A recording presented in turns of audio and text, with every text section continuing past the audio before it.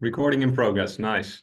Thank you very much for the kind introduction, Sam, and thank you to all of you for taking the time this afternoon to listen to us talk a bit about the work that we've doing in the past few months on the report Energy Efficiency 2024. A bit of context on where this report originated from. Of course, we do a report on energy efficiency every year here at the IEA. But last year, approximately 1 year ago, we saw quite a historic moment for energy efficiency globally at COP28 in Dubai, end of November last year. Of course, COP29 started yesterday. But last year, we saw that countries came together at COP28 to agree on doubling the global energy efficiency progress by 2030. And this was quite a historic milestone and indicated that countries have gotten aware about the importance of energy efficiency in the past few years and have moved from awareness to ambition. So ambition has scaled up last year. And what we aim to do with Energy Efficiency 2024 is to see a year on from that historic agreement, has the ambition turned into action? What have countries actually been doing in the past year, and how does that reflect in the numbers? So that's a bit of background in the context. Looking forward to having a discussion with all of you as well at the end of the presentation. We hope to be able to answer all of your questions and hear all of your comments at the end, but if not, very happy to follow up offline as well after the presentation, of course. So having said that and having understood a little bit of the big picture, it's time to dive into some of the numbers. And some of you might know that here at the IEA and in many other international institutions as well, we measure energy efficiency progress as the change in the energy intensity of the global economy.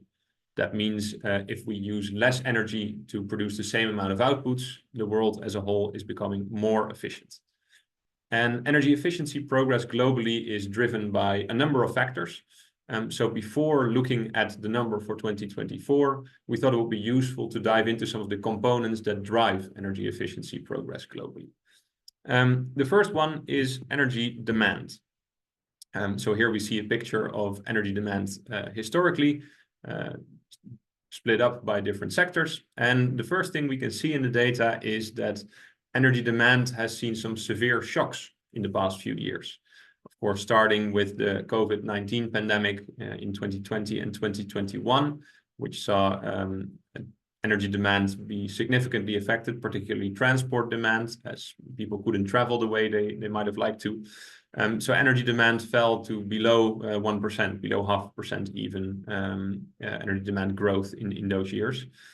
And then in more recent years, 2022 and 2023, we see the effects of the global energy crisis on energy demand.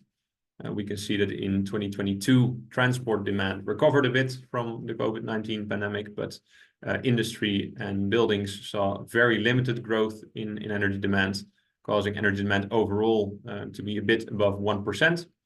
And last year, we saw energy demand grow by around 1.7% globally, partly driven by a recovery in industrial energy demand as some of the pressures from the energy crisis eased. In 2024, our estimates show, and they are estimates as 2024 hasn't ended yet, that energy demand is expected to grow by around 2% this year. Again, partly driven by growth in industrial energy demand, but also some other sectors. And energy demand is itself driven by a variety of factors as well. On the one hand, you have structural and activity effects pushing up energy demand. You can think about more people getting access to energy, but also people using more energy, especially in advanced economies, by driving bigger vehicles or living in bigger homes. And on the other hand, you have efficiency trying to temper some of this demand growth. And the balance between these forces determines the direction of travel for energy demand going forward, and also in 2024, of course. One of the areas where this year we saw some of these forces at play is in the demand for cooling and the corresponding effect on electricity demand, specifically peak electricity demand. We've analyzed for different temperature levels the peak electricity demand. Here we can see an example for 2019 in India, In the report, we also have examples on Brazil and Turkey. And what we can see is that these peak electricity demand curves are shifting upwards as the years progress. So here we have 2022 and 2024, and we can see that the curves are getting higher and steeper. So the growth is more pronounced at higher temperature levels, which makes sense because that's the moment that most air conditioners are turned on and they have to work the hardest. The drive behind this upward shift in electricity demand is the fact that many countries are experiencing higher and higher temperatures. Last year, we reported that it was the hottest year on record, but 2024 is already on track to beat that. Many countries experiencing new severe heat waves and extreme temperatures of sometimes up to 50 degrees Celsius, which is driving the demand for much needed and sometimes life-saving cooling technologies such as air conditioners.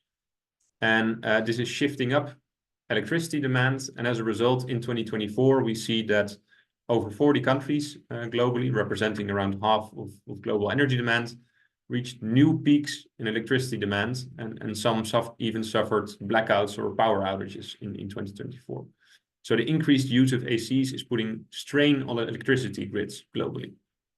And the role that efficiency plays here can be seen if we look again in India, to continue the example, on the air conditioners that are produced.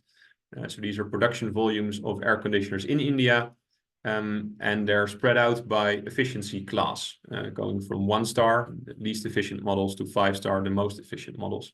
And what we can see is that most air conditioners sold today are not the most efficient models yet. So you can see the majority is a 3-star model. If the shift towards more efficient devices would accelerate, some of this upward pressure on electricity demand could be reduced or could be tempered slightly. And that's the case across a range of different technologies. So that's the first thing we see affecting energy efficiency progress globally, energy demand. Secondly, also a very important factor is how much money is flowing towards energy efficiency. So the level of investment in energy efficiency.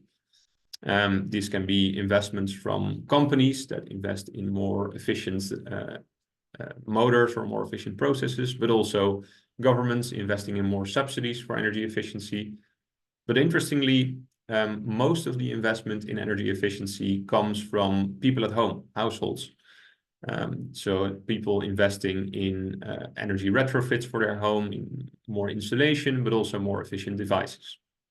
And we see that since 2019 until 2022, there was a significant growth in energy efficiency related investments. However, since 2022, growth in investments has sort of stagnated and remained relatively flat. And in 2024, we expect efficiency investments to increase by around 4%, so relatively weak growth in 2024 as well. One interesting development in 2024 to note is that some emerging markets, especially in the Middle East, in Africa and Latin America, are expected to see some of the fastest growth in efficiency investment, but that's unlikely to affect the global total, as these markets still represent around 5% of overall efficiency investments. As with most clean energy investments, efficiency investments are dominated by China, North America, and Europe, as can be seen in the graph here. So now that we've seen some of the forces affecting global energy efficiency progress, it's now time to see how those have come together and shaped overall global efficiency progress in 2024.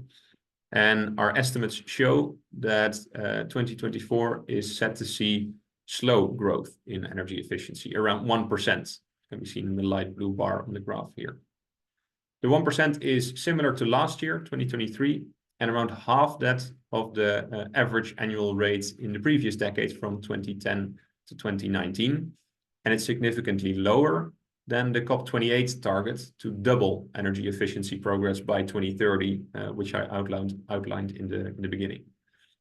Having said that, there are many countries that have managed to reach higher levels of efficiency improvements in recent years.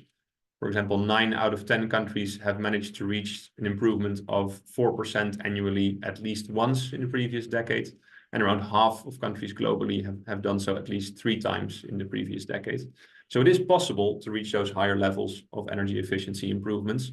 But in order to do so, policy implementation needs to accelerate, both the design, the implementation, and the enforcement of effective policy measures. And that way, we can reach those levels again and sustain them over a longer period of time. These numbers come from the new Energy Efficiency Progress Tracker that we launched in parallel with the market report last week. But at the end of the presentation, I'll talk a bit more about this progress tracker and perhaps give a short demonstration on the information that you can find online for free on the IEA website. Now that we've seen a little bit of what drives efficiency progress and what are some recent trends in global efficiency progress, it's good to remind ourselves of what's at stake. What would the world get from accelerating efficiency progress towards 2030? And one of the first things is that energy efficiency is crucial for the transition away from fossil fuels. We see oil and gas demand here. And in the IEA's COP28 full implementation case, difficult name, but it's a pathway that assumes the COP28 energy goals are all implemented in full and on time. We can see that oil demand is reduced by 2030 by around 24 million barrels per day. To put that into perspective, last year, oil demand globally was around 100 million barrels per day. 2/3 of the reduction in oil demand in this COP28 full implementation case comes from measures related to the doubling of energy efficiency, so technical efficiency measures and electrification. Many countries already have policies in place to accelerate the transition away from oil, with, for example, Canada that has a program to allow low-income households to change their oil heating system for efficient heat pumps. And India, just a few months ago, announced a major policy update promoting electric vehicles, such as electric scooters, rickshaws, and electric buses.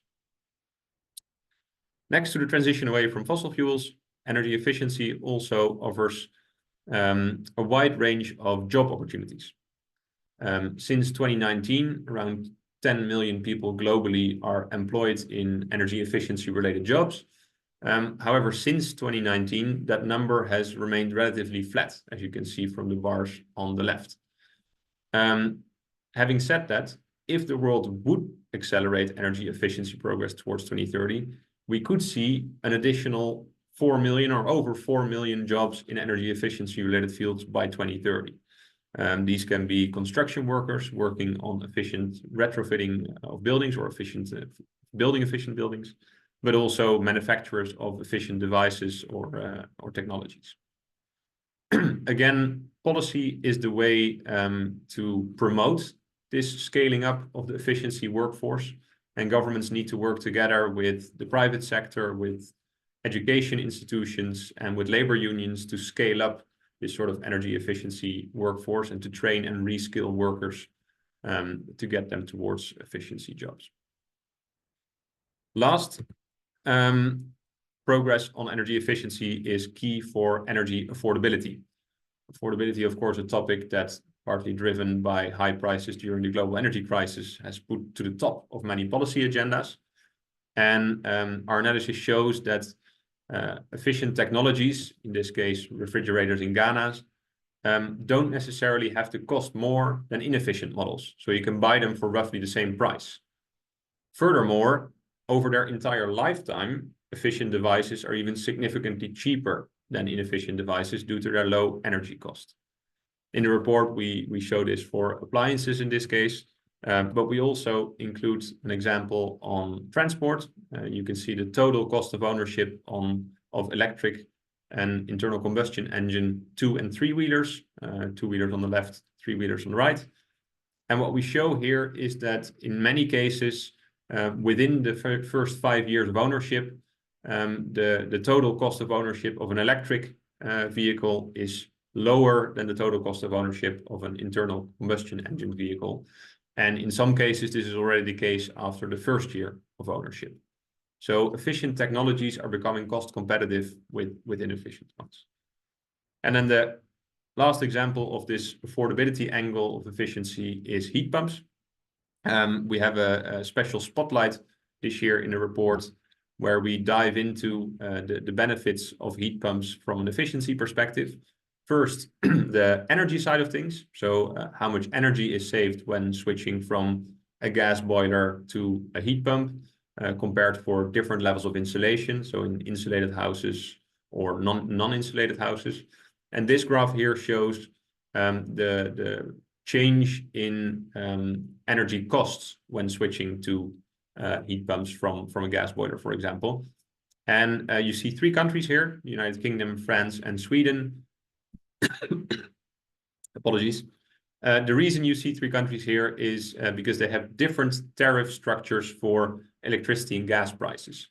So in Sweden, where gas is relatively expensive compared to electricity, you can see that across all levels of insulation, it pays off to switch from a gas boiler to a heat pump, because electricity is cheaper and a lot more efficient than a gas boiler. While in countries like the UK, this depends a lot on the exact tariff structure. But in energy, you're always well off when switching to a heat pump. Having said that, I'll now hand over to my colleague Sasha Lackman, and look forward to the discussion later. Sasha. Thank you very much, Lucas. Thank you very much to everyone for being here. Very happy to present our key findings to all of you today. So now that we've seen the bigger picture and what energy efficiency can bring us, let's see what can be done to achieve energy efficiency progress. So strong energy efficiency policies are essential to deliver our climate goals and to move from ambition to action. So those policies are needed at global, regional, and national level to reach our target to double progress on energy efficiency. And we know that this can be done. As mentioned previously, we said that most countries have reached the 4% level at least once in the past decade. And there is opportunity and potential to do it again. But the question is how? And so here at the IEA, we not only track energy intensity progress and energy use, as we showed previously, but we also track energy efficiency policy progress. So basically where the policies are in place, what the policies cover, what proportion of energy consumption they cover. And so through this tracking, we have been able to see the progress in energy efficiency that is actually due to policy action. And we have seen that the coverage of policies is increasing across all sectors and all regions. So for example, here we see the energy use coverage of minimum energy performance standards for a range of products. And what we can see is that in the last 10 years, 33 countries have introduced MEPs.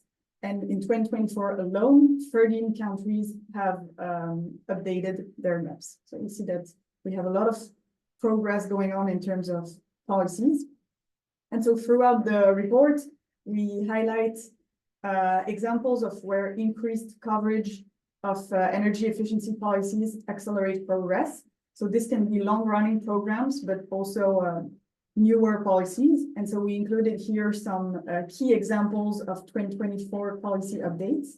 So first on appliances, we can see that the Southern African Development Community, so a grouping of 16 individual countries, harmonized regional standards for air conditioner and refrigerators in 2024. And so this should allow to reduce electricity bills for consumers first, but also to save up to 6.5 million tons CO2 emissions by 2040. Then talking about transport, we can see that new standards have been implemented for vehicles in Chile and Australia, targeting the performance and emissions of a mix of vehicles, including trucks and commercial vehicles. And finally, on industry, we can see some examples in India and South Africa, targeting both industrial motors to eliminate the most inefficient models from of the market. So in India, the policy approach is through a motor replacement program, while in South Africa, they decided to increase the MEPS level for new motors. So these compelling examples, of which there are many more in the report, demonstrate the potential to increase coverage across all sectors and regions, and highlight the many opportunities for policymakers that policymakers can leverage. However, even if increasing policy coverage plays an important role in achieving our energy and climate goals, strengthening and increasing the quality of policies that already exist is also an important tool in moving quickly from ambition to action. So indeed, where policies are already in place, there is very often substantial opportunity to update the standards and to increase the stringency to reflect the most efficient levels achievable and increase the efficiency performance of buildings, appliances, and other technologies. So an example of where increasing both coverage and stringency can drive up efficiency is in the residential building sector. So this is what we can see here. Our analysis shows that globally, only half of new residential buildings have mandatory building energy codes. So here is clearly an example of an opportunity to increase coverage with more countries implementing building energy codes. But what we can see on this slide is also that across all climate zones, even when building energy codes are already in place, we see that there is a wide range in the energy demand of compliant buildings, depending on the stringency of the code in place in the country. So this means that depending on the strength of the code, an equivalent home can use 3 to 4 times more energy in one country than in another one, while still being compliant with the code in place in the country. So therefore, there is great potential to increase stringency in building energy codes, thus driving down the energy use of buildings, reducing emissions, and also increasing affordability and comfort for householders. So this was an example for buildings, but as you know, we track many other technologies. And here we show our tracking for lighting and ACs. And what we can see is that the required level of efficiency for products has improved overall between 2010 and 2024. But the range showing the stringency of policies is still quite large. And we can see also that there is still quite a big gap between the maps and the best-in-class products. So again, the report highlights many excellent examples of policy strengthening in action in 2024. In the transport sector, we can talk about the United States issuing updated fuel economy standards for passenger cars in 2024. In industry, we have seen China issuing a plan that includes a target to improve national energy intensity by 2.5% in 2024, with a focus on large-scale industries. And finally, in the building sector, Kenya replaced an outdated policy that had been put in place back in 1968 with new building energy codes, while the EU set an objective to reduce emissions by at least 60% in the building sector by 2030 compared to 2015. So what we want to show here is that when implemented effectively, all those policies result in improved efficiency. So in the report, we took the example of energy management systems, which is an area where we feel can be strengthened in terms of scope and stringency. And what we find is that when implemented effectively, energy management systems save energy across all industrial subsectors and deliver increased levels of saving as they continue in time. So they not only maintain savings, but the savings continue to grow over time. So to resume, all those examples show what can be achieved and highlight that in our move from ambition to action, we need policies to be implemented quickly and effectively across all sectors and regions. And at the IEA, we are working on this, and we have produced a number of products to support policymakers in doing this, so including the very successful training weeks on energy efficiency policy in emerging economies, but also the IEA policy toolkit. So here you can see the IEA policy toolkit. Some of you might be familiar with that already. So it has been developed to provide practical advice for policy implementation. So we know that policies are strongest when they include regulation, information, and incentives, and when they are designed with people at the center. And so the toolkit combines all of these levers with also essential cross-cutting elements, such as sufficient resource allocation, capacity building, skills building. And so with this, the IEA wants to develop these products further. And so, for example, we are also starting a new project called the Efficiency Implementation Drive, where we will be working directly with governments and policymakers on their policy development to accelerate the steps from policy ambition to energy efficiency action. So the idea is to work directly with policymakers in small groups to do a very deep dive into their policies, see what works, what doesn't work, what the constraints are, where we can accelerate the progress.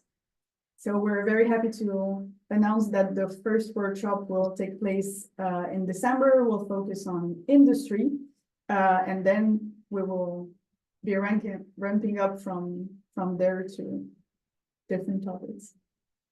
Now going back to you, Lucas, present the tracker. Thank you. Thank you.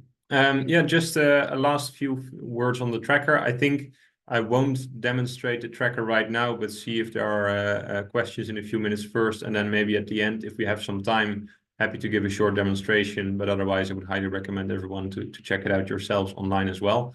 But as said last week with the market report, we have launched a new energy efficiency progress tracker. And this is an online tool freely available to everyone, where you can find a lot more information behind the numbers that we've just presented. So there's not only global numbers on energy intensity progress, but you can find that for different regions, even for different countries. So for the last decade, you can find energy intensity improvements for any country in the world, basically. And there's also additional indicators. So next to primary energy intensity improvements, there is energy demand, both final energy demand and total energy supply. There's electrification indicators. There's electricity demand. So there's a lot of information available for you online to look at, with the data behind it available as well for you to use and to use in your work. Lastly, on the energy efficiency market report, what else can you expect if you look at the report? Here's a QR code where you can directly go to the report or follow the link on the IEA website. Next to the things presented, we have a lot more information. I think it's 130 pages, so there's a lot for you to dive into. We have some special regional focus chapters on China, India, Southeast Asia, Latin America, and Africa. We have some spotlights on key issues. You saw something on heat waves and air conditioners already. We also have work on heat pumps, but also on finance and how to scale up efficiency investments. And then lastly, we have recommendations for early actions that governments can use to scale up the implementation of efficiency policies in the coming years across different sectors, with a range of options to choose from and best practice examples, some of which Sasha has highlighted in the presentation today, but many more can be found in the report. So recommend you all to check that out. And yeah, I just wanted to say a big thank you for inviting us for this presentation, to the users TCP, to Sam, but also to many of you who were involved in giving us feedback throughout the process, for example, during the peer review process, which has really helped us to sharpen the analysis. And we hope this is useful to all of you. And looking forward to learning from you in the discussion and maybe answering some questions. And with that, I'll hand back to Sam.